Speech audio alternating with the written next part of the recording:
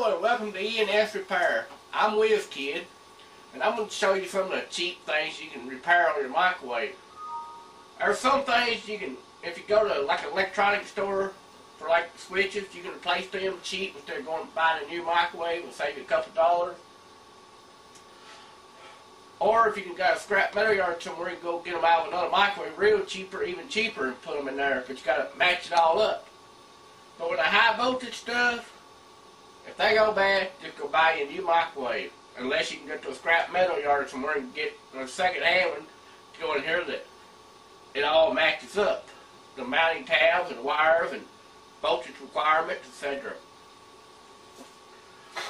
Well, let's say your microwave is not working. It's not lighting up or nothing. There could be various things. First thing is check, make sure there's power at your plug, your wall plug. Make sure that your, like this one kind of got a kink in it, make sure your cord isn't kinked and broke the wires. Then you open it up like we've got this one here and check for voltage using a test meter, set it on the AC voltage setting and test where the wires come in, see if you're getting AC. And if that is, then you shut it off. And after it's been energized, you want to wait a few minutes, at least 10 minutes, to make sure everything is completely dead. Especially on the high voltage side. But if nothing's working, you don't have to really worry about that, but still, it's a safety precaution. You can check your fuse by taking it out, because that could be a blown fuse, don't it? The fuse is like the old car glass fuses. I have seen a few fuses in microwaves now that are clear like the old, but most of them are white because they're ceramic. They're 250 volt, 15 to 20 amps, depending on the microwave, brand, and the power of it. You set your meter for continuity. Press one probe on one end of the fuse, the other probe on the other end. And if it beeps, you know it's good, so your fuse is good. Another thing could be your thermal cutout. Press one end of your probe to one side, the other probe the other one, and it makes continuity. Thermal cutout, as Mr. Fix-It described in another video, it's like a circuit breaker, but it's automatic. When it gets too hot, the temperature thing, when it gets too hot, it stops conducting and shuts off, breaking the flow of electricity.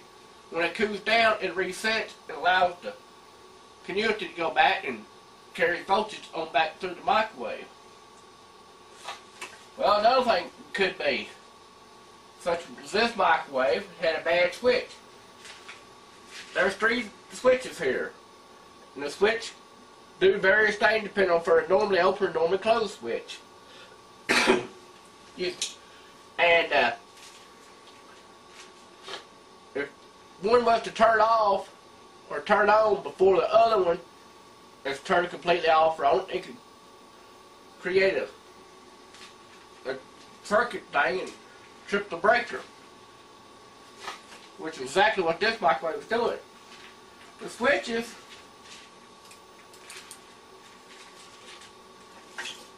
are more or less like this one.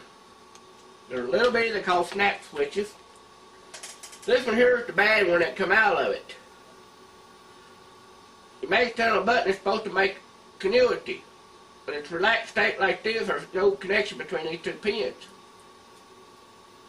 When you mash down the button, it's supposed to make continuity, but it don't unless you press really hard. And all inside them is these thin metal pieces. Then when you mash down it makes continuity, which as you can see it's not doing it right. And if it what piece of metal was to bend because of heat, wear and tear, then the switch could make or break continuity before it was supposed to, and before the other switches have turned on and off, and creates an overload and trips your breaker. This one here is a good switch. See, it's not making any continuity till you press it on the button. These switches, you have to match them up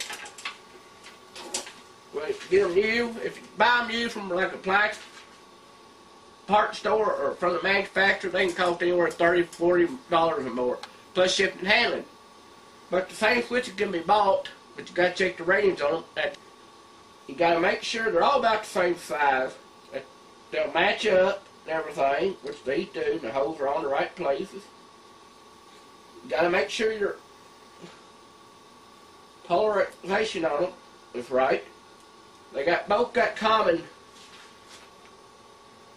pins, and then depending on, you can look at this pin depending on where it's located, if it's normally open or normally closed. These two pins here are in the normally open place, meaning that the switch, as it's sitting there like that, is making continuity through the switches until you press the button. And they also have wrote on them on the other side as their voltage and amperage requirements and other safety information. Also, they have another switch, which is called a normally closed switch.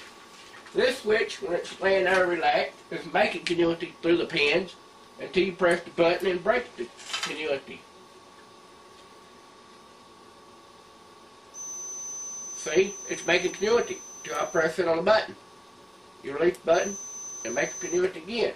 So this is a normally closed switch, meaning it makes continuity in its relaxed state. The other one is a normally open, meaning it's not making continuity through the pins in its relaxed state. So that's one thing that can be easily replaced cheap. But some of the other things, the high voltage, magnetron, transformer, or capacitor diode, if they go bad, you have to order them new, throw the microwave away and buy a new one no matter how old it is, because they will cost just as much or more than a new microwave will cost. Unless, of course, you can go to the scrapyard and get one out of a junk microwave, but you need to check the wattage of your microwave against the wattage of your other microwave that you're getting a part out of the junkyard. And you need to check your specs on your, like, capacitor and everything. Make sure they're all the same. And like on your transformer and your magnetron, make sure all the screw mounting places are located the same.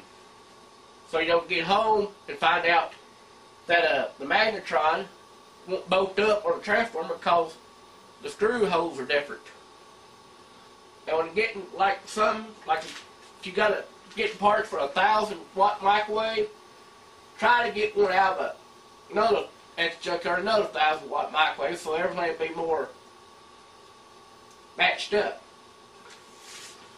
You can test a high voltage capacitor by using your medium node capacitor setting. This one is bad. It come out of another microwave. They're not polarized, so you can stick the pins in there either way.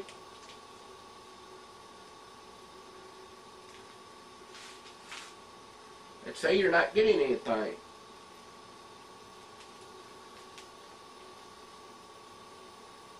Now, which way to go? It's a 2100 volt AC, 50-60 Hertz, 0.95 UL microfarads at 3% tolerance. This is a good capacitor. It's 2100 volts AC at 0.82 UL. And it's non-polarized, so you can stick the pin in there either which way.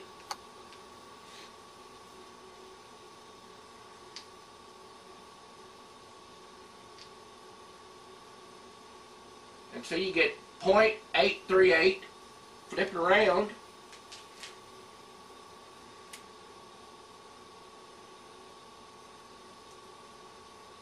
.838 UF. You're getting 8.38 and it's supposed to be 0.82, so that's close. So we know that capacitor is good. As for your light, if your light wants to go out, it can be replaced. You may have to take these two screws out, which is what you also have to take out to get your little console out here to get to your pin or your switches. Then when you get it out, you have to pry these two little fingers apart and be very careful. They will break in order to pop your switch out in order to check it. And when you put the wires back on and off, make sure you do it at one at a time so you can keep it in order. In other words, don't try to put this wire down here on this switch and this wire up on this switch. It'll sort things out. Keep them, the two wires that come off of every switch, make sure you put them right back on the way they come off. And this light bulb is back behind this little plastic console. If you can't get your hand in there and screw it out, then you may have to undo them two bolts. When you get them out, it's got these slots and you drop it down and pull it out. But then you can get your hand back in there at work. Older microwaves may have like two screws or something up here where you can just pull the little light plate out. Then you get you another light bulb, like I have an old junk microwave or at the store, and screw it back up in there. And they're a small wattage microwave bulb, kind of like what's in your refrigerator. About 40 watts, etc. And you can get a fan too at a junkyard if you want to need that. But other than that, that's basically the only parts that used are replaceable cheaply. If you can buy them new, like an electronic store, like All Electronic, or at a scrap metal yard. The high voltage stuff, if they go bad, replace the microwave. Don't even think about it. Unless you can find a part that match up to yours at the local junkyard off another old microwave. Or if your motor goes bad, throw it out unless you've got the skills and equipment to redo a circuit board. And that is pretty much it. Also, there's a motor under there. If you want to take it completely apart, that operates a turntable. That can be changed out fairly cheaply if you can find one off of another junk microwave. You may have to take the bottom plate off here, or however it goes apart depending on your microwave, or it may have a little trap door under there that you can take off to access it. And that is pretty much anything that can be replaced by the average consumer. But again, these parts here, high voltage, are extremely dangerous. They can kill, so do not work on this unless you know something about electricity, or you're 18 or over, or you know something about high voltage and have all the proper safety equipment.